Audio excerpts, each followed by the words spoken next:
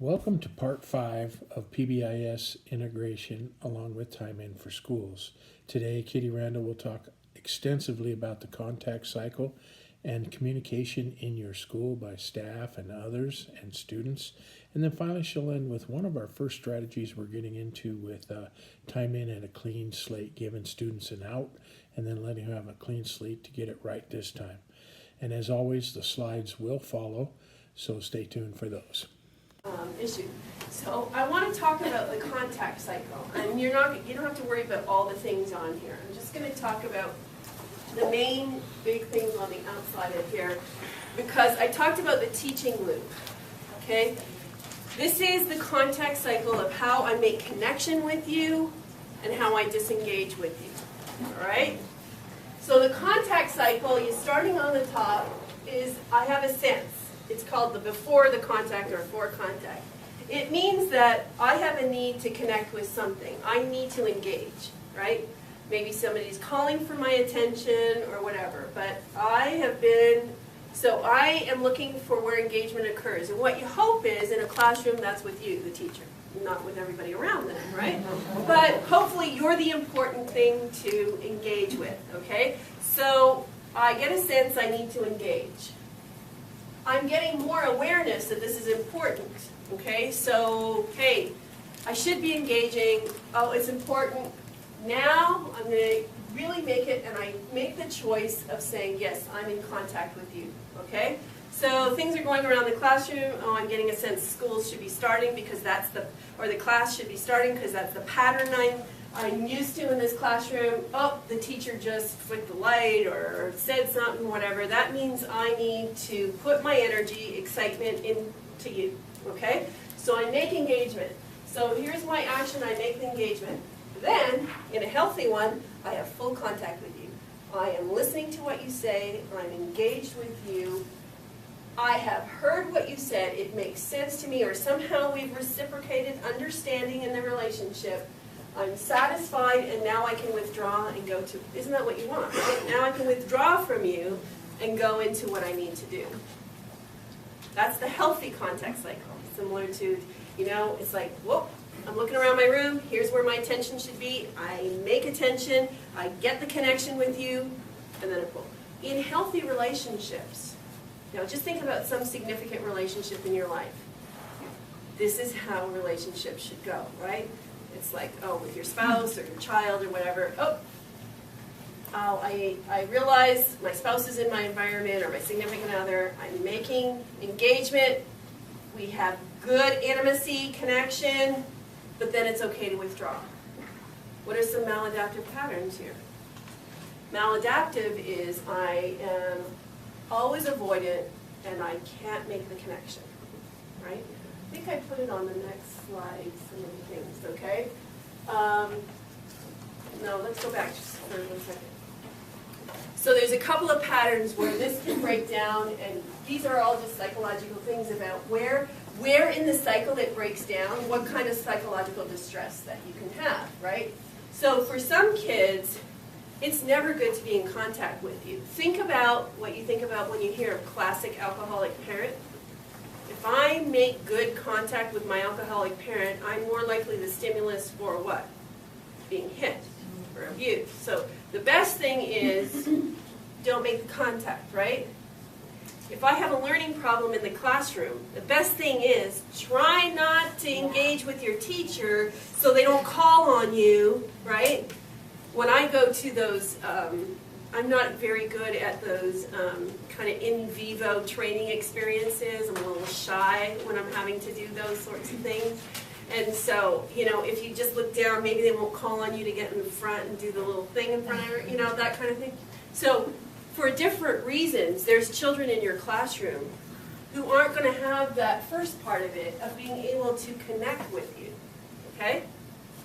So there could be a faulty thing in actually getting their attention to you, which doesn't necessarily mean attention deficit. It just means I've never learned that it's healthy and not healthy, safe, that it's safe for me to be in direct contact with you. The other thing is eye-to-eye contact is very intimate. And if I have never had a good attachment, or it's been a disorganized attachment, or it's been avoidant attachment or whatever, this is really hard. This is hard to do, okay? So because it's when we do eye to eye, right, it feels different when you're eye to eye with somebody. So there could be a lot of reasons why it's hard to get all the students to give you that kind of thing. My sister had triplets. I think I talked a little bit about that last time. And so she, what I started realizing, because I was like, you need with a baby, right? You need this face-to-face. But you got 3 of them when you're caring for all 3 at once. And what I realized is if you step back just a little, then they all 3 thought that I was looking at them. You know, I was playing peekaboo, so I could make eye to eye. If I was too close, it singled out one, right? So there are times in your classroom you want to be up here so that you can get the eye to eye as much as possible with as many as you can. And then there's times when you just want to come close. Not in an authoritarian kind of, or authoritarian sounds bad, but in an authoritative, mean way. Because you don't want them to learn that contact is negative, right? You want them to learn that contact is positive, right? But that could be a breakdown. The other breakdown is once I have you engage with me, I don't let you go. Does people know here the concept of the helicopter mother? You know what I'm talking about? Okay, so I don't want to offend anyone. I'm just speaking generalities. Okay? Go for it. Generalities. But when I'm working with little kids, the strategy I have to use that relates most to dealing with the helicopter mom are usually teachers. Usually the preschool teachers, you know, because most of your thing is in the learning and being on task and da-da-da-da. So when it's your own child, you tend to be right on that. And everything is about this as opposed to the pullback and letting the child explore, right? In any case, the other part of contact that you have to be able to teach your students is that disengagement's okay and healthy and how it can occur. Where's the worst place that happens? Is in conflict, right? Where you can't disengage. It's like we're in intimacy here, and we're in battle, and I'm not letting go, and you're not letting go, right? And all you do is escalate it, because what you have to say is this intimacy is not a healthy one, and we have to disengage it. We have to pull it down. And there's, you know, looking at the strategies of how do you deal with that in conflict? Or how do you deal with that for that needy student who, if you disengage with them, they may fall apart on you, right? So if you disengage, they start getting distractible and all of that. So these are the things that you're trying to work with in the classroom. So the contact cycle is about relationships, right? That's what we're talking about. It's how you relate to each other. Relationships develop how? Through pattern templates, right? I learn how to relate to you over periods of patterned experience. What encodes these patterns is your procedural memory. So how I might be reacting in the classroom is just a habitual response to how I relate when people are relating to me, okay? And then, so we take our procedural memory of how to relate to others with us to other relationships. So I learn it from my caregivers, I learn it from my home environment, and guess where I take it? Right into your classroom, okay? So the important thing is to know here, when it's faulty, I don't know how to engage with you effectively, and or I don't know how to disengage with you effectively. What if I've never had good engagement and all of a sudden I feel it? What? I have a big black hole of suck you in, right? And then I don't know how to set. So what we have to do is be modeling healthy engagement and disengagement, and that just takes practice and awareness, okay? Looking at our own, how do we relate, what is it triggering in us? Because the truth of it is, the kids' procedural memories aren't the only ones in the classroom, right? Whose else is there? Ours, right? And sometimes it's out, right? Remember, where is procedural memory? Outside of our awareness. So sometimes this is why it's great to have somebody else sometimes as an aide, or to have a proctor come in and say, I'm having trouble with this class. Because sometimes it's going to be how we stimulate their triggers, okay? Without even knowing it. a lot of the time. Because you don't, none of us, I'm sure, none of you go in your classroom and say, I want to trigger that kid. Right? That's not really what you want to be doing, right? Because what you want to do is you're walking in a classroom is, how can I be the best effective teacher I am? That's you. That's all of you. At your core, that's what you're trying to do. You don't go in there saying, but sometimes, like for example, I could walk into this room and tell you there's going to be a good percentage of your kids who are going to be triggered just by the room. Forget about me. Just by this room. Because it's way too overstimulating, and there's way too many words in this place. Okay? Now, we're adults, we've got good frontal lobes, we can handle it and make sense of it and use it and integrate it, but the kids can't. Right? Okay? So these are things we want to do. The other thing is, in allowing, you need to allow for kids, sometimes when you get them in this, where they can only handle it for fleeting moments. The intimacy is too much. They're too connected. It's like, I can listen to you. I looked at you for 1 second, but I'm still listening, but I can't.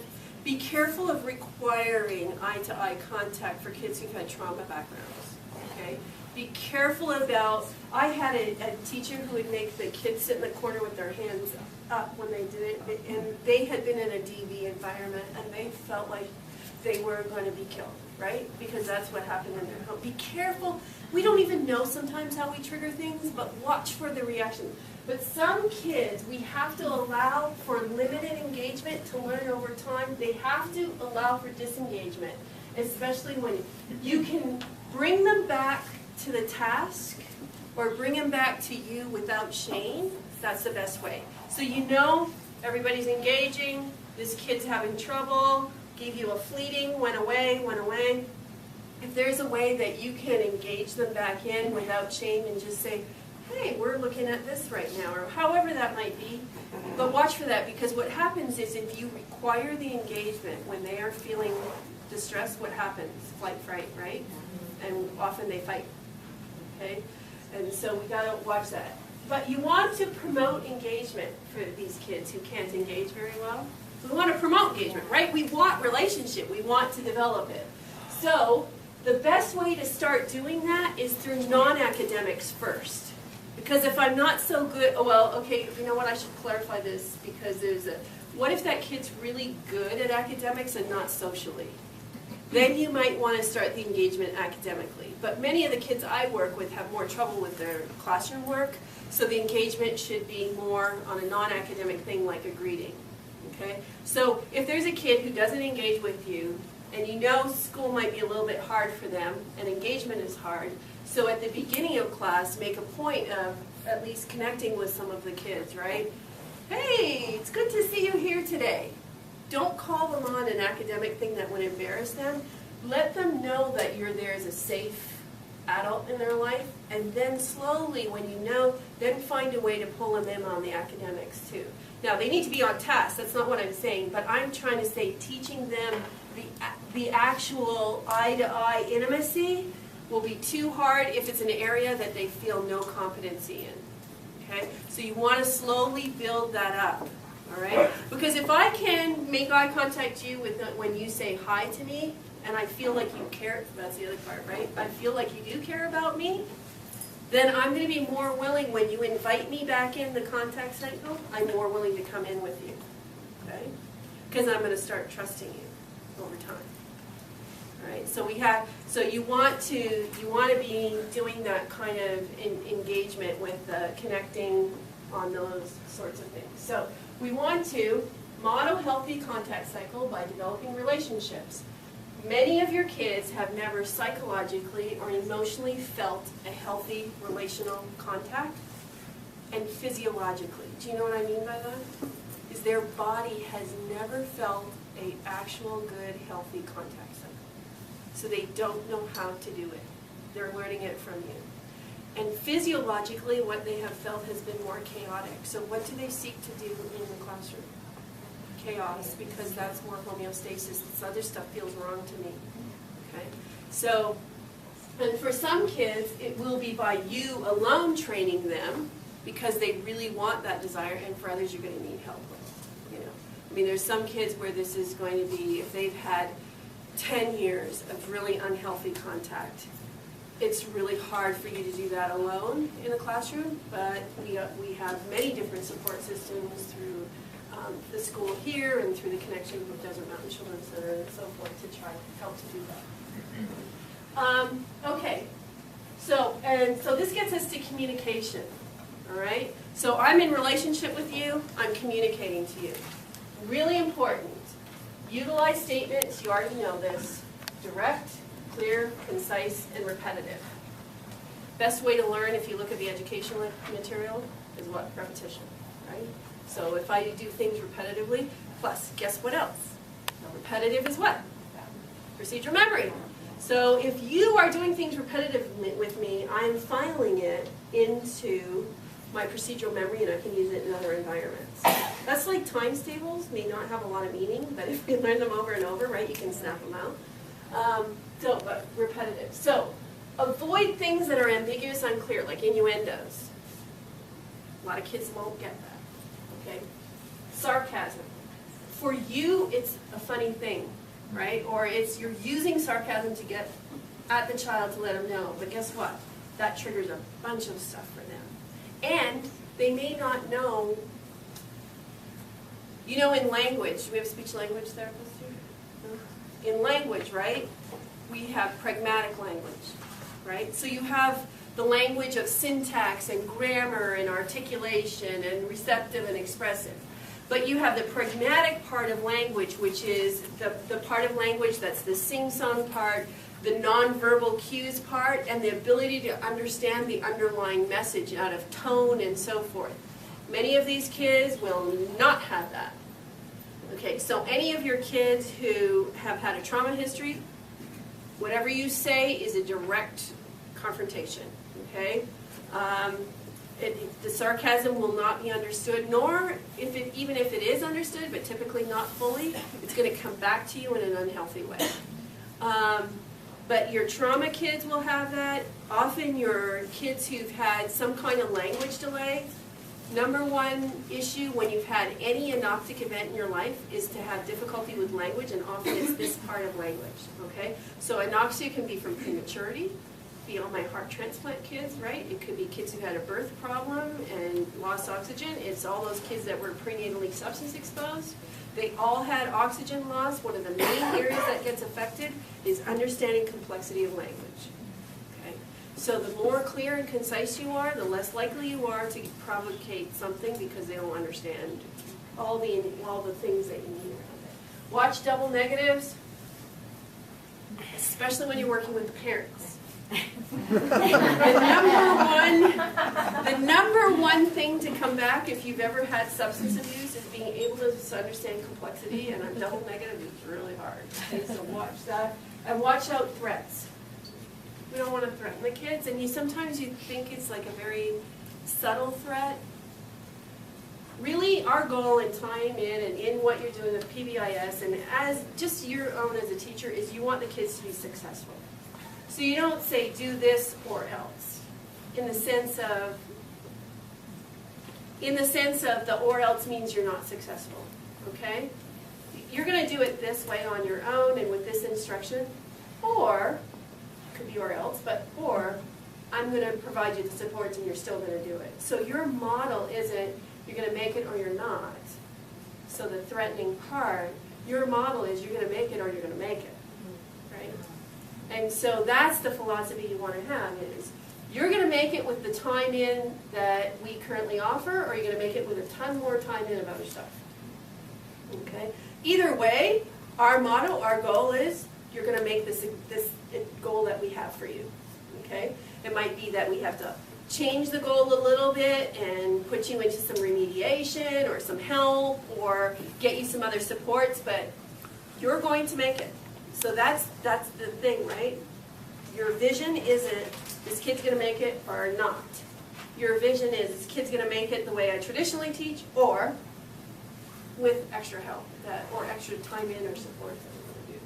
So with behavior, The main thing that I see, and you see parents have all these little contracts.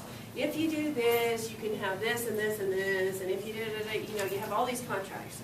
Basically, in the classroom, you can't work through all these contracts all the time. So really, the pattern response you want to be doing in your communication, this is what I need you to stop doing, this is what I need you to start doing. Don't forget either part of those, because then it's not clear. If you just say, turn to this page and do this work, it's not clear what they weren't doing before. So you want to say, we need you to stop talking to the neighbors, we need you to start working on this. So they know where it is that, okay, I need you to stop throwing that, I need you to do this, okay? All right, so, and these aren't, the other thing is we have to be creative. It's not, these are the best ways we can think of to not get into battle and conflict with kids. This is the best way to really clearly say what it is you really want. Will it be 100% effective? No, but nothing's 100% effective. These are the best ways to get you to the highest level, and then we need to put supports around it. Okay? So I want to talk about time in now and the clean slate. How many of you have ever heard of Seligman's dogs in psychology, the experiments done with Seligman's dogs? No? Okay, so Seligman years ago had these dogs where he put them into these cages. I don't know if back then they had the animal rights people or what, I don't know. I think that's evolved over time, right? And so you put them in these cages, and so they would get shocked if they pressed the lever for food, right? So they would be hungry, they'd press the lever for food, and you'd get a shock. So over time, then it would be variable, right? Well, sometimes you get shocked, sometimes you wouldn't, whatever. But what he learned was, after a while, they really just became helpless. They realized if they went for food, they would be hurt. If they didn't, they would starve, and you just learn helplessness. Learned helplessness is a really, really difficult thing to change in someone. Because what it is no matter what I do with you in your classroom or at your school, I'm going to get in trouble, right? No matter what I do, I'm going to have something happen to me anyway, so might as well do it, right? Might as well do it or might as well not care. Whatever, doesn't matter. So that's not the kind of spirit that you want with the students. One of the best ways to instill that is by having consequences that continue to repeat themselves over time, that my history of consequence repeats itself over time. So no matter what I do, I'm going to be in trouble. No matter what I do, I'm never going to get out of the hole I dug myself in. And so I've talked a little bit about, in our teaming, about needing some clean slate time, which means that, let's say if I come in and I know I have a history of these tardinesses in my life, that you all have them on your slate there, and when I walk in, I'm already in trouble because of my history. There's no way for me to change my future because you're holding me to my history. Okay?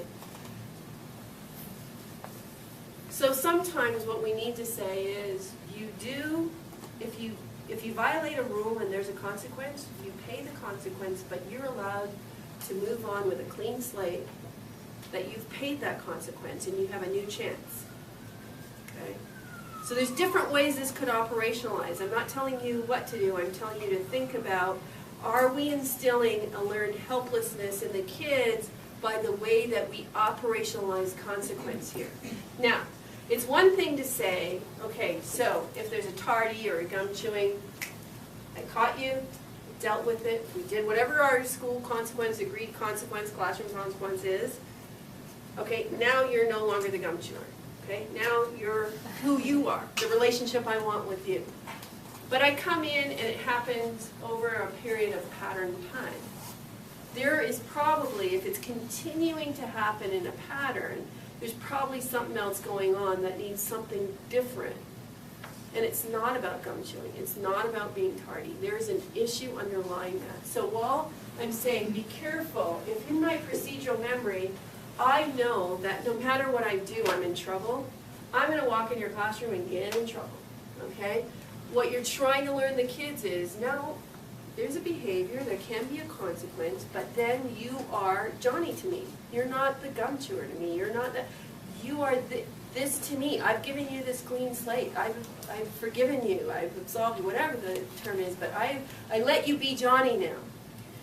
But I'm also the adult in your life who cares about boundaries and cares about your safety. And when I see that pattern going on over and over again, it's no longer the consequence of gum now. It's a consequence of what is happening underneath that. What is under it that every time you come in, you have to be doing that. So does that make sense? I think that your kids need clean slates. Otherwise, you're starting off the day in learned helplessness, and they're all going to react back to you the way they traditionally do. Okay? So we have to conceptualize, how do we give the kids a clean slate in your classroom in the morning? You know, it's that whole thing is never go to bed angry, and when you get up, make sure that you have that, it's a brand new day. How do we instill in these kids that it's a brand new day, and at the same time be aware if there's patterns underneath there that are going to need more help or more intervention, or it's about something else. Maybe it's about the fact that I like the attention I get from you. So is there a different way I can get attention from you? Maybe it's about the fact that I don't really care anymore because every morning I get hit. And so I'm letting you know that my life sucks, or whatever it is. I believe giving a clean slate is important, not to ignore what's happening in the child's life, but to give them growth. I would say watch for patterns, but our interventions should be appropriate to the etiology. The etiology may have nothing to do with the fact that I want to chew gum or be tardy. It has to do with something else that's happening in my life. And I may need from you, in addition to following my consequence, I may need aid, affection, or affirmation, or other resource supports from the school to help me function and meet my potential. Okay, that completes part 5. Here's part 6 preview. We'll talk about time in and conflict, a lot of time about that. And then actual time in your schools and your classrooms and being connected, time in and cultural change, and how time in and change actually takes time. And that should cover it. And as always, the slides are at the end. All right, actually they'll follow right now.